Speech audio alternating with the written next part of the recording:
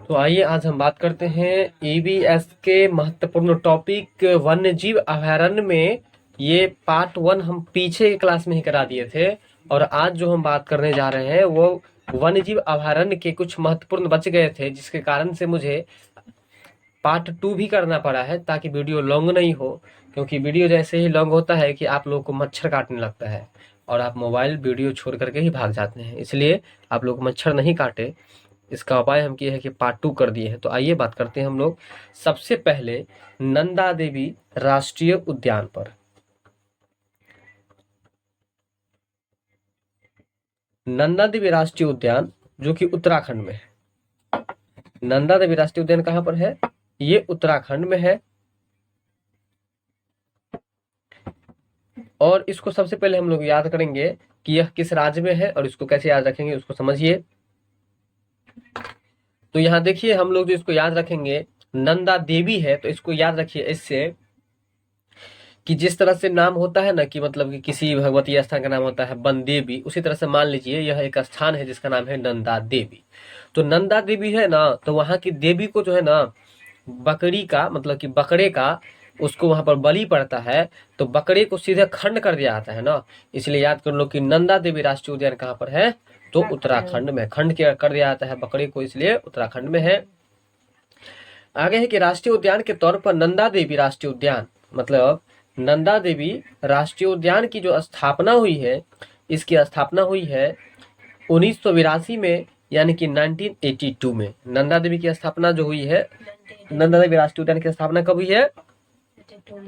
1982 यानी कि 1982 में हुई है। इसके बाद है कि यह उत्तरी भारत में उत्तराखंड राज्य में नंदा देवी की चोटी पर स्थित है। यानी कि यह जो राष्ट्रीय उद्यान है इसका नाम नंदा देवी राष्ट्रीय उद्यान इसलिए पड़ा है क्योंकि यह भारत के उत्तराखंड राज्य में, कहाँ पर? भारत के उत्तराखंड राज्य में नंदा देवी की चोटी, कहाँ पर? नंदा देवी की चोटी है ना, जिसकी लंबाई है 7816 मीटर, इतनी ऊंचाई पर वह स्थित है और इस कारण से इस उद्यान का नाम है नंदा देवी राष्ट्रीय उद्यान। अब आगे चलो, वर्ष 1988 में यूनेस्को ने विश्व धरोहर स्थल की सूची में शामिल किया। मतलब इसको विश्व धरोहर की सूची में जो शामिल किया गया है वह कब और किसके द्वारा? तो यूनेस्को के द्वारा 1988 ईस्वी में। देखो 82 में स्थापना हुआ है, उसके 6 साल के बाद यानी कि 88 में यूनेस्को के द्वारा इसे विश्व धरोहर स्थल में शामिल कर दिया गया। विश्व धरोहर स्थल में इसे शामिल कर दिया गया, ठीक है, की सूची में शामिल किया गया। और यह राष्ट्रीय पार्क हिमालयी पक्षी, यह राष्ट्रीय पार्क जो है वह हिमालयी पक्षी, हिमालय कस्तूरी मृग और गोरल तथा हिम तेंदुआ के लिए प्रसिद्ध है। तो आइए बात करते हैं, हम लोग राष्ट्रीय उद्यान के बारे में बात कर रहे थे ना। तो नंदा देवी राष्ट्रीय उद्यान जो है इसमें हम ट्रिक क्या बोले कि देवी के पास बकरे का खंड होता है, इसलिए नंदा देवी राष्ट्रीय उद्यान कहाँ पर है? उत्तराखंड में है। और राष्ट्रीय उद्यान के तौर पर नंदा देवी राष्ट्रीय उद्यान इसका नाम इसलिए रखा गया क्योंकि यह मतलब जो है सो उत्तरी भारत में यानी कि उत्तराखंड में, उत्तरी भारत में अर्थात उत्तराखंड राज्य में एक चोटी जिसका नाम है नंदा देवी, जिसकी लंबाई है 7816 मीटर, वहां पर स्थित है। उस चोटी पर, चोटी समझते हो ना, पहाड़ों की चोटी मतलब पहाड़ों का ऊपरी भाग, तो पहाड़ के ऊपरी भाग पर स्थित है ये नंदा देवी चोटी। 7816 मीटर ऊंचाई पर ये नंदा देवी राष्ट्रीय उद्यान अवस्थित है, इसलिए इस चोटी के नाम पर इसका नाम जुड़ा हुआ है नंदा देवी राष्ट्रीय उद्यान। कह रहा है कि वर्ष 1982 में इसकी स्थापना हुई थी, वो भी वर्ष 1982 में, लेकिन इसकी स्थापना ठीक 6 वर्ष के बाद, इसकी स्थापना नहीं मतलब इसका विश्व विरासत में धरोहर में शामिल किया गया 1988 ईस्वी में। किसके द्वारा? यूनेस्को के द्वारा। किसके द्वारा? यूनेस्को के द्वारा, है ना। अब चलो आगे, यह राष्ट्रीय पार्क हिमालयन पक्षी, मतलब इसमें सबसे पहले है कि हिमालय नाम के पर्वत से जुड़ा हुआ, पर्वत पर है ये, तो पर्वत पर इसलिए हिमालय पक्षी पाया जाएगा, इसलिए हिमालय पक्षी हो गया। हिमालयन कस्तूरी मृग हो गया, मृग मतलब होता है हिरन। उसके बाद गोरल और हिम तेंदुआ, है ना, हिम से जुड़ा जो भी होगा वो अक्सर रहता है। तो हिमालयन पक्षी मतलब हिमालय में होने वाला पक्षी, और हिमालय कस्तूरी मृग और गोरल और हिम तेंदुआ के लिए ये प्रसिद्ध है। क्या चीज? तो नंदा देवी। तो फटाफट से बता दो एक बार नंदा देवी के बारे में क्या क्या जाने तुम। नंदा देवी राष्ट्रीय उद्यान जो है वो उत्तराखंड राज्य में है। इसके नंदा देवी का नाम नंदा देवी राष्ट्रीय उद्यान क्यों पड़ा? क्योंकि यह नंदा देवी नाम की पर्वतों पर सबसे ऊंची चोटी पर अवस्थित है, इसलिए इसका नाम नंदा देवी लेकिन ये पड़ा। नंदा देवी और राष्ट्रीय इसकी उद्यान, ये ऊंचाई- नंदा देवी चोटी जो है, मतलब इसकी ऊंचाई वो जो नंदा है देवी चोटी कहाँ पर है, किस राज्य में है? उत्तराखंड में, उत्तरी क्षेत्र में। उत्तराखंड में यह अवस्थित है। और इसकी लंबाई कितना है? 7816 मीटर है। 7816 मीटर है, मतलब 7816 मीटर है। 7816 और मीटर है। इसको ये बताओ, इसकी स्थापना कब हुई है? स्थापना बोला जाता है 1982 82 में। और इसको विश्व धरोहर विरासत में कब शामिल किया गया? शामिल किया गया 1988 में, किसके द्वारा? यूनेस्को के द्वारा। जी। अच्छा, ये बता दो अब कि यहाँ पर किस तरह के पक्षी रहते हैं। तो हिमालयन पक्षी, हिमालयन कस्तूरी मृग, गोरल और हिम तेंदुआ, ये सब पक्षी पाए जाते हैं। आई होप कि आपको नंदा देवी राष्ट्रीय उद्यान क्लियर हो गया होगा। अब हम लोग पढ़ते हैं जिस उद्यान के बारे में, उसका नाम है सुंदरबन नेशनल पार्क। क्या नाम है? Sundarban national park. Sundarban national park है। और ये देखो, सुंदर सुंदर आदमी सब कहाँ से रहता है? पश्चिम के ओर, क्योंकि ठंडा क्षेत्र। ये सुंदरबन जो सुंदरबन नेशनल पार्क जो है वो पश्चिम बंगाल में। अच्छा, ये ऑर्केस्ट्रा जो होता है किसी भी शुभ कार्यक्रम पर, सांस्कृतिक कार्यक्रम के रूप में जो ऑर्केस्ट्रा किया आता है, इस ऑर्केस्ट्रा में कहाँ से लड़की लोग आती है पता है? बंगाल से। क्यों? क्योंकि वहाँ की लड़की सब सुंदर होती है। तो याद कर लो कि सुंदरबन नेशनल पार्क कहाँ पर है? पश्चिम बंगाल में है। और यहाँ विश्व का सर्वाधिक मैंग्रोव वन पाया जाता है। यहाँ पर जो है तो विश्व का सबसे अधिक मैंग्रोव वन पाया जाता है। मतलब सबसे अधिक मैंग्रोव वन कहाँ पर पाया जाता है? पश्चिम बंगाल में, है ना। ये मैंग्रोव वन विश्व के सबसे अधिक, विश्व में सबसे अधिक मतलब वन पाए जाते हैं मैंग्रोव वन। कहाँ पर? तो बंगाल में। वैसे भी मैंग्रोव मतलब होता है आम, और आम के जैसे समझ लो कि सुंदर सुंदर होगा सुंदरबन में लड़की सब। इसलिए याद कर लो कि सुंदरबन नेशनल पार्क कहाँ पर है? पश्चिम बंगाल में। पश्चिम बंगाल में।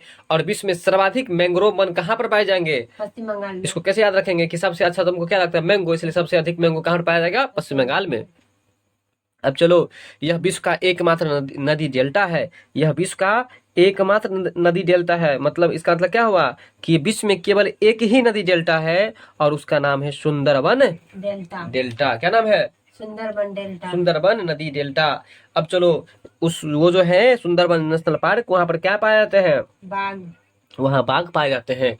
इसको ऐसे याद रखो कि सुंदर सुंदर जो है ना, सुंदर सुंदर इमेज लगता है जब दुर्गा जी बाघ पर बैठ करके आती है। तो इसलिए याद कर लो कि सुंदरबन नेशनल पार्क में तुमको जो है सो कौन सा जानवर पाए जाते हैं? तो बाघ पाए जाते हैं। और विश्व में सबसे अधिक मैंग्रोव वन भी यहीं पर पाया जाता है। तो अब चलो, यह क्षेत्र मैंग्रोव के घने जंगल से घिरा हुआ है। ये जो सुंदरबन नेशनल पार्क है वो किसे घिरा हुआ है? मैंग्रोव के घने जंगल से। मतलब मैंग्रोव वन जो है वो इतना ज्यादा है, वहां पर इतना घना है कि उसी से घिरा हुआ है ये सुंदरबन नेशनल पार्क। बात समझ में आया? और रॉयल बंगाल टाइगर का सबसे बड़ा संरक्षित क्षेत्र भी है। रॉयल बंगाल टाइगर का सबसे बड़ा संरक्षित क्षेत्र कौन सा है? तो सुंदरबन डेल्टा। चलो, हम कहाँ चल रहे थे? सुंदरबन नेशनल पार्क में। तो एक बार फटाफट से बता दो कि सुंदरबन नेशनल पार्क किस राज्य में है? तो यह पश्चिम बंगाल में है। और पश्चिम बंगाल में यहाँ पर जो है ना, ये जो सुंदरबन नेशनल पार्क है यह किससे घिरा हुआ है? तो यह मैंग्रोव नाम के वन से इतने घने हैं कि वह उस वन से ही घिरा हुआ है। और इसके बाद विश्व के सर्वाधिक मैंग्रोव वन कहाँ पाए जाते हैं? पश्चिम बंगाल में। पश्चिम बंगाल में। तो क्लियर ही हो गया, जैसे ही घना है तो घना घना वहां पर पाया जाएगा। इसलिए ठीक है, यह विश्व का एकमात्र नदी डेल्टा भी है। यह सुंदरबन जो है वह विश्व का एकमात्र मतलब अकेला नदी डेल्टा है जहां पर बाघ पाए जाते हैं। मतलब क्वेश्चन यहाँ पर यह कह रहा है कि विश्व का एकमात्र नदी डेल्टा ऐसा है जहां पर बाघ पाए जाते हैं। मतलब विश्व में और भी बहुत सारे नदी डेल्टा है, लेकिन एकमात्र मतलब अकेला यह एक ऐसा नदी डेल्टा है जहां पर कि बाघ पाया जाता है। बात समझ में आया कि फिर से बताएं? चलो एक बार फिर से बताते हैं। ये लाइन लिखा है कि यह विश्व का एकमात्र नदी डेल्टा है जहां बाघ पाए जाते हैं। मतलब कि विश्व में और भी बहुत सारे नदी डेल्टा पाए जाते हैं, लेकिन यह सुंदरबन डेल्टा एक ऐसा डेल्टा है जहां पर बाघ पाए जाते हैं। इसके अलावा किसी भी डेल्टा पर बाघ नहीं पाए जाते हैं। यह क्षेत्र मैनग्रोव के घने जंगल से घिरा हुआ है और रॉयल बंगाल टाइगर का सबसे बड़ा संरक्षित क्षेत्र है। है ना, रॉयल बंगाल टाइगर का सबसे बड़ा संरक्षित क्षेत्र है। रॉयल बंगाल टाइगर का सबसे बड़ा संरक्षित क्षेत्र है। बात समझ में आया, रॉयल बंगाल टाइगर का सबसे बड़ा संरक्षित क्षेत्र है। ठीक है, यानी कि वहां का जो ये सब है ना, बाघ सब एकदम रॉयल्टी में रहता है। रॉयल्टी मतलब होता है राजशाही, ठीक है ना, मनमाना। तो रॉयल बंगाल टाइगर का सबसे बड़ा संरक्षित क्षेत्र है। बात समझ में आ रहा है। Sundarban national park. इसके बाद है कि 4 मई 1984 को इसे राष्ट्रीय उद्यान घोषित किया गया। मतलब इसको राष्ट्रीय उद्यान कब घोषित किया गया है? तो 4 मई 1984 ईस्वी को। तो इसे, है ना, राष्ट्रीय उद्यान के रूप में कब घोषित किया गया है? तो 4 मई 1984 ईस्वी को इसे घोषित किया गया। तो एक बार पुनः हम बताओ सुंदरबन नेशनल पार्क के बारे में फटाफट। एक बार हम फिर पहले बताते हैं। देखो, सुंदरबन नेशनल पार्क जो है यह पश्चिम बंगाल राज्य में है। इसके बाद है कि यह जो है विश्व का सबसे अधिक मैंग्रोव वन का एक क्षेत्र है। ठीक है, विश्व की एकमात्र नदी डेल्टा यह सुंदरबन है जहां पर की बाघ पाए जाते हैं।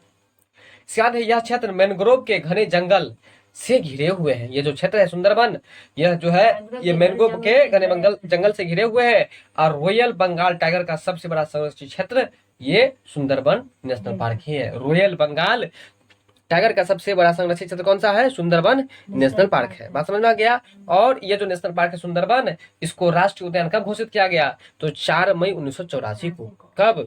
4 मई 1984 84 को इसे राष्ट्रीय उद्यान घोषित किया गया। बताओ सुंदरबन नेशनल पार्क के बारे में आप। सुंदरबन नेशनल पार्क जो है पश्चिम बंगाल में है। यहाँ पर मैंग्रोव वन पाए जाते हैं और उसी से यह घिरे भी हुए हैं, चारों तरफ से घिरे हुए हैं। ठीक है। और सुंदरबन डेल्टा ही एक ऐसा डेल्टा है जहाँ पर बाघ पाए जाते हैं। बिल्कुल सही है। और इसकी स्थापना जो क्या स्थापना नहीं, मतलब इसको राष्ट्रीय उद्यान घोषित किया गया था। मतलब 4 मई 1984 को। 4 मई 1984 और रॉयल बंगाल टाइगर का सबसे बड़ा संरक्षित क्षेत्र भी सुंदरबन नेशनल पार्क में ही है। तो आइए अब हम बात करते हैं बांदीपुर राष्ट्रीय उद्यान के बारे में। और ये बांदीपुर राष्ट्रीय उद्यान जो है ये आपको कर्नाटक में है। बांदीपुर राष्ट्रीय उद्यान कहाँ पर है? कर्नाटक में है। ठीक है, यह भारत का सबसे बड़ा जैव मंडल है, मतलब कि जीव मंडल है, बायोस्फीयर है। यह भारत का सबसे बड़ा जैव मंडल है, मंडल रिजर्व बनाता है, जिसे हम लोग नीलगिरी जीव मंडल रिजर्व के नाम से जानते हैं। अगर क्वेश्चन पूछ दे कि नीलगिरी जैव मंडल कहाँ पर स्थित है, तो यह है आपको कर्नाटक में। यह प्रोजेक्ट टाइगर के तहत 1973 में एक टाइगर रिजर्व के रूप में स्थापित किया गया।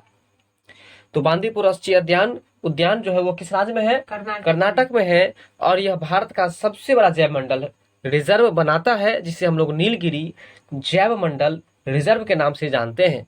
तो बताओ नीलगिरी जैव मंडल रिजर्व के नाम से किसे जानते हैं?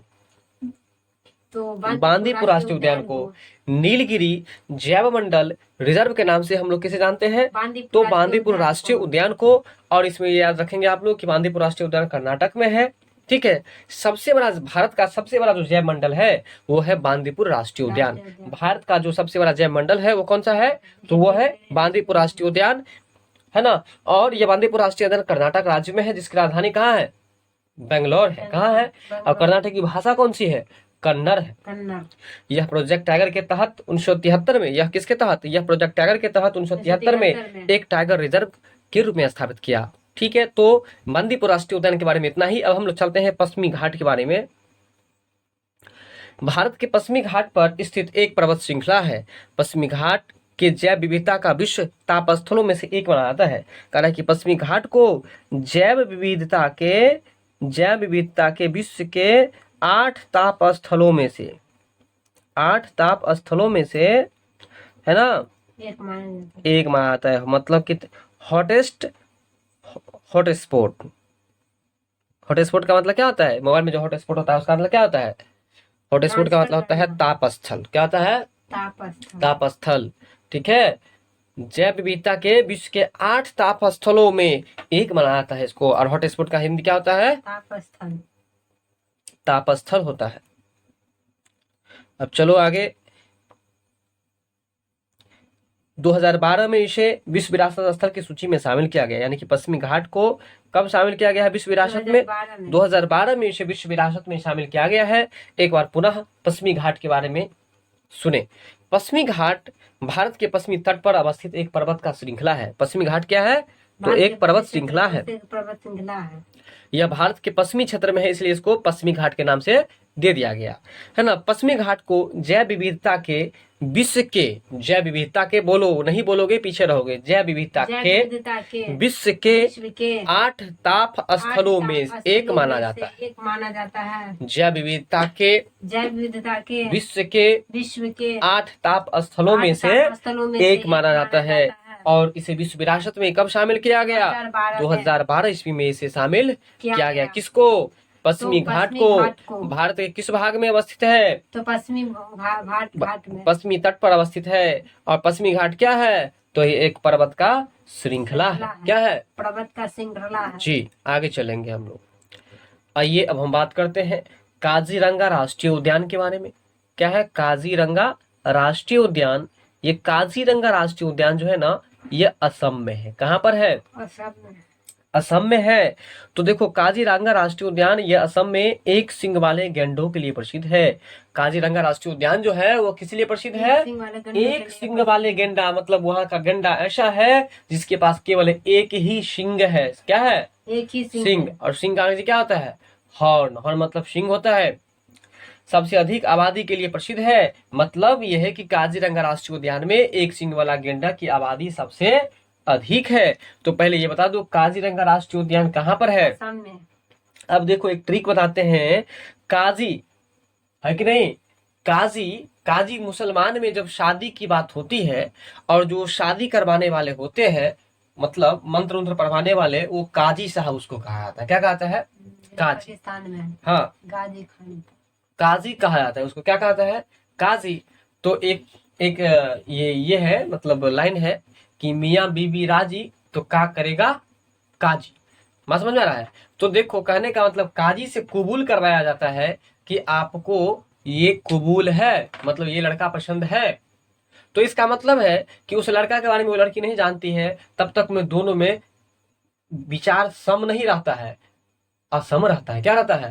असम रहता है। तो इसलिए असम को सम कराने के लिए किसकी जरूरत होती है? काजी की। राष्ट्रीय उद्यान के काजी की जरूरत होती है। काजी की। असम को सम करने के लिए, मतलब लड़का के विचार को और लड़की के विचार को अगर हम सम करवाना चाहते हैं तो हमको कहाँ ले जाना होगा? काजी के पास। इसलिए काजीरंगा राष्ट्रीय उद्यान जो है वो कहाँ पर है? असम में है। और असम की राजधानी कहाँ है? दिसपुर में है। तो चलो काजीरंगा राष्ट्रीय उद्यान किसके लिए प्रसिद्ध है? तो एक सिंग वाले गेंडे के लिए प्रसिद्ध है। और यहाँ पर एक सिंग वाला गेंडा बहुत अधिक मात्रा में पाया जाता है। इस राष्ट्रीय पार्क को 1985 में विश्व विरासत स्थल के नाम से घोषित किया गया। काजीरंगा राष्ट्रीय उद्यान को कब घोषित किया गया? तो 1985 ईस्वी में। अब देखो काजी जहाँ पर शादी उदी करवाएगा वहीं पर बारात उरात भी चलेगा। जब बारात उरात चलेगा तो वहां पर विभिन्न तरह के आइटम देगा। जब आइटम देगा तो मौत पचपचाने लगेगा ना, इसलिए मौत पचपचाने लगेगा। यानी कि 85 यानी कि 1985 में इसे विश्व विरासत स्थल में शामिल किया गया। इस पार्क को भारतीय बाघों का घर कहा जाता है। ये जो काजीरंगा राष्ट्रीय उद्यान है इसको भारतीय बाघों का घर कहा जाता है कि नहीं? इसे हम लोग बाघों का घर कहते हैं। देखो इसको मुस्विव्याय कहा जा सकता है। अब कहो ऐसा क्यों? क्योंकि देखो ऊपर में ये प्रसिद्ध किसके लिए है? एक सिंग वाले गेंडे के लिए। लेकिन इसको कहा क्या जाता है? तो भारतीय बाघों का घर। इसलिए इसको हम मुस्विव्याय करके चलेंगे, बच्चे से फंस सकते हैं क्योंकि उसको तो बता रहेगा ये तो एक सिंग वाले के गेंडे के लिए प्रसिद्ध है, लेकिन वो मार देगा किसमें? मतलब एक सिंग वाला गेंडा में। लेकिन कहा जाता है, क्या कहा जाता है? भारतीय बाघों का घर कहा जाता है। ठीक है। और विश्व विरासत स्थल में इसको कब शामिल किया गया? 1985 ईस्वी में। तो बताओ कि काजीरंगा राष्ट्रीय उद्यान किसके लिए प्रसिद्ध है? एक सिंग वाला गेंडा के लिए। यह किस राज्य में है? असम में। विश्व विरासत स्थल में इसे कब शामिल किया गया? 1985 में। अब है कि इस पार्क को हम लोग और भी किस नाम से जानते हैं? भारतीय बाघों का घर। भारतीय बाघों का घर।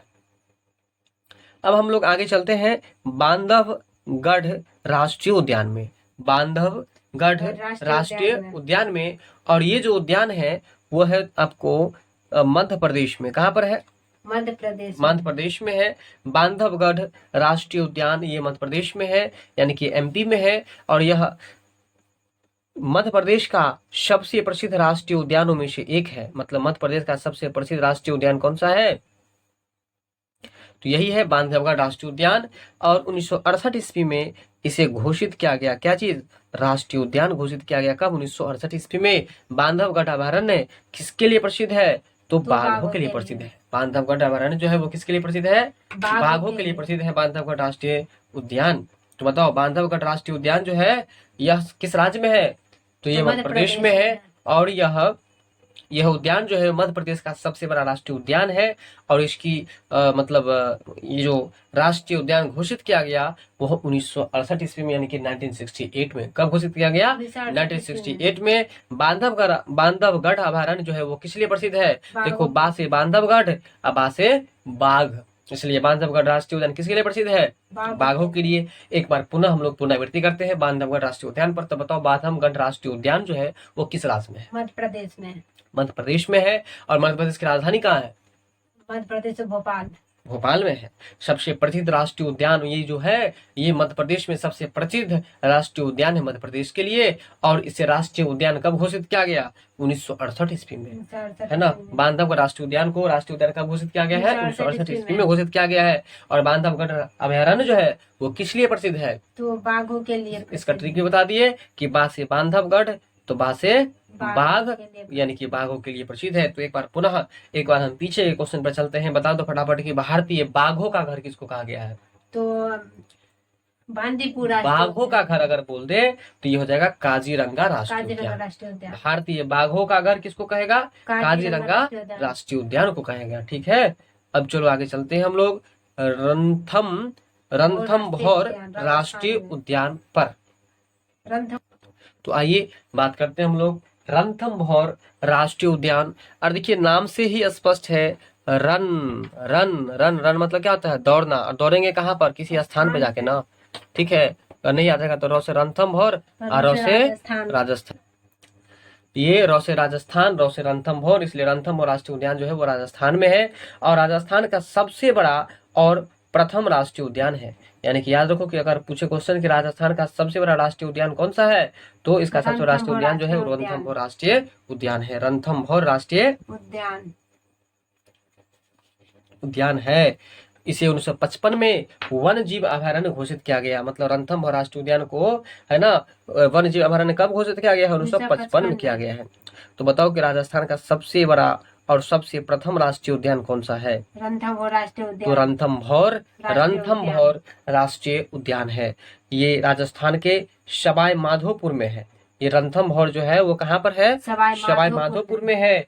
और राजस्थान में पहली बाघ परियोजना 1973 से 74 में रणथंभौर में आरंभ की गई थी।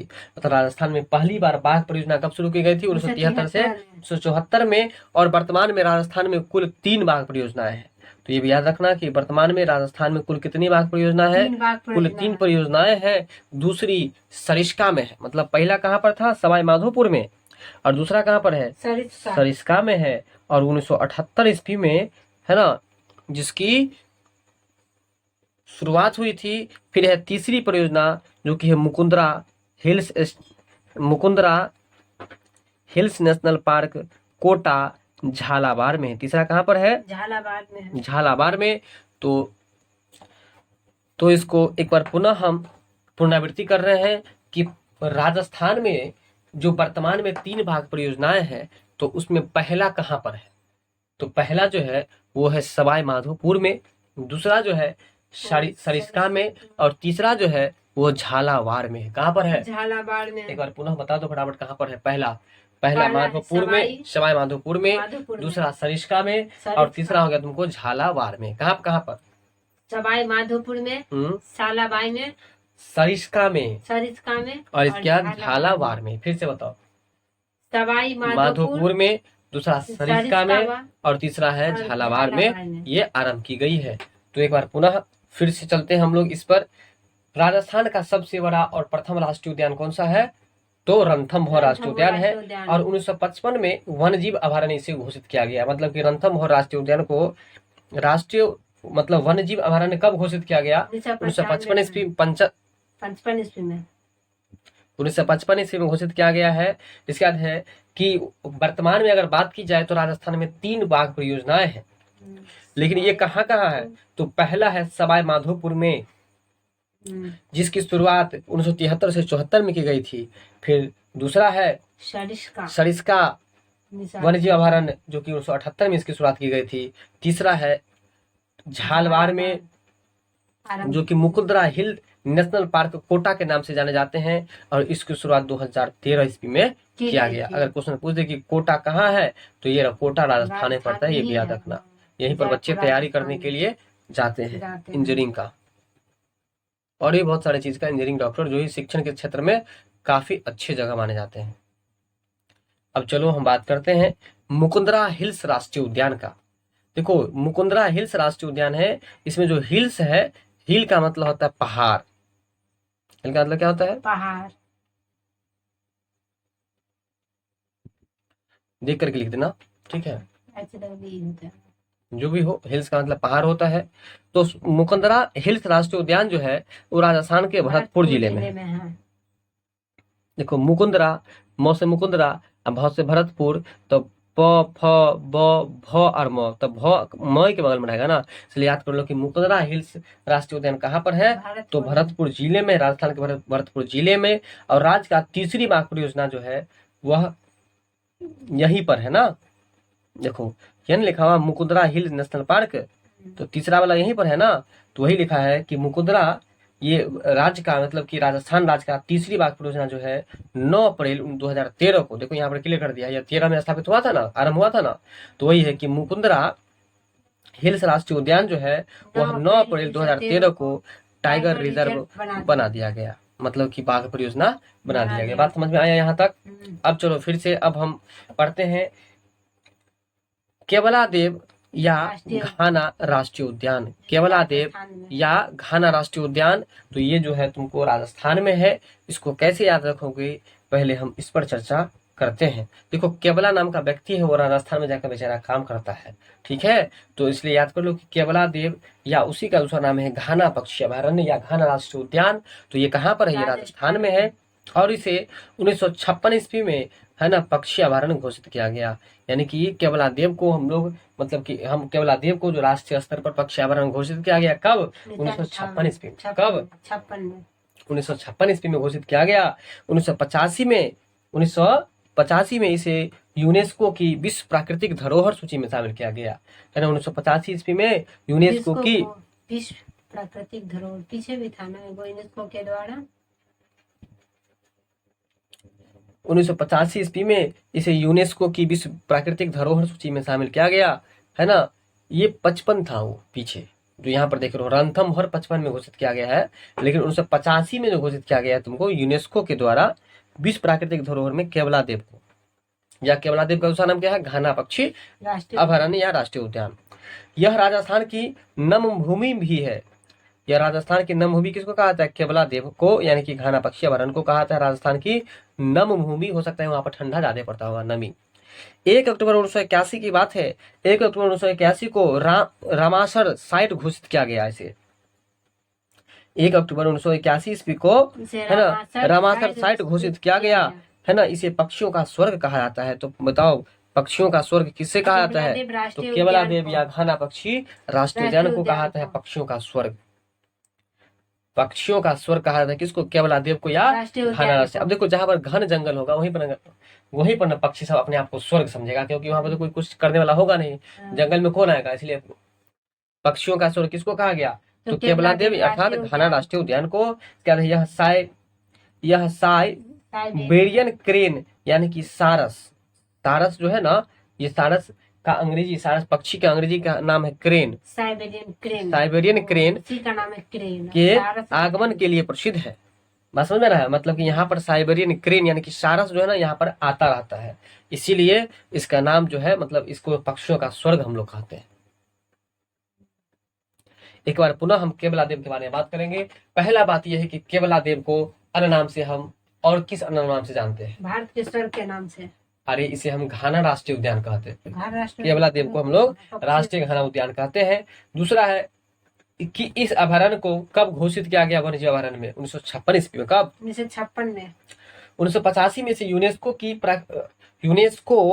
की विश्व प्राकृतिक धरोहर, यूनेस्को की विश्व प्राकृतिक धरोहर में सूची में शामिल किया गया और यह राजस्थान के नम भूमि के नाम से भी जाना जाता है। 1 अक्टूबर 1981 ईस्वी को रामसार साइट घोषित किया गया। इसे 1 अक्टूबर 1981 ईस्वी को रामसार साइट घोषित किया गया और इसे पक्षियों का स्वर्ग भी कहा था। इसमें क्या बताए थे, पक्षी स्वर्ग कहाँ महसूस करेगा, जहाँ पर घना जंगल होगा। इसलिए घना पक्षी अभयारण्य को यानी कि घना राष्ट्रीय उद्यान को अर्थात केवलादेव राष्ट्रीय उद्यान को पक्षियों का स्वर्ग कहा जाता है। क्यों कहा जाता है पक्षियों का स्वर्ग, क्योंकि वहां पर एक पक्षी जो आता है ना, जिसका नाम है साइबेरियन क्रेन, इसका आगमन होता रहता है, मतलब ये आता जाता रहता है। इस वजह से केवलादेव राष्ट्रीय उद्यान को हम लोग साइबेरियन है ना पक्षियों का स्वर्ग कहते हैं।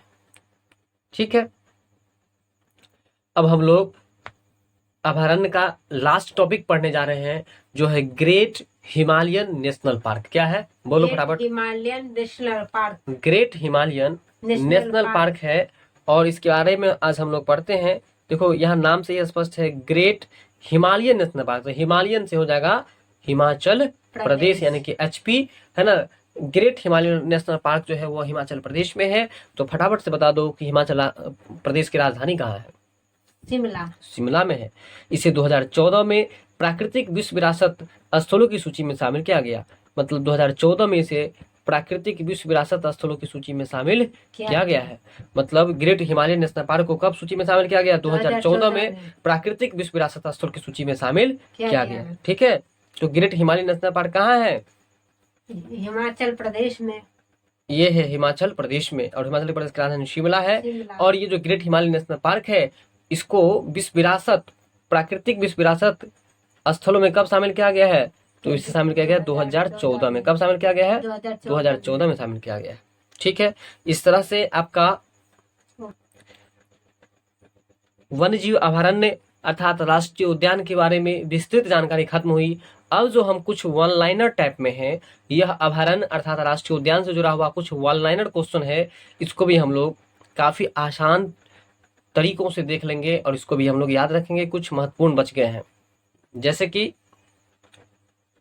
ये आपके स्क्रीन पर है। सबसे पहला पॉइंट, देश में सबसे छोटा राष्ट्रीय पार्क, है ना। अपने देश में सबसे छोटा राष्ट्रीय पार्क जो है, अपने देश में सबसे छोटा राष्ट्रीय पार्क जो है वो है साउथ बंटन अंडमान निकोबार में है। वो कहाँ पर है, साउथ बंटन अंडमान निकोबार में है। देश में, अपने भारत देश में सबसे छोटा राष्ट्रीय पार्क जो है वो साउथ बंटन अंडमान निकोबार में है।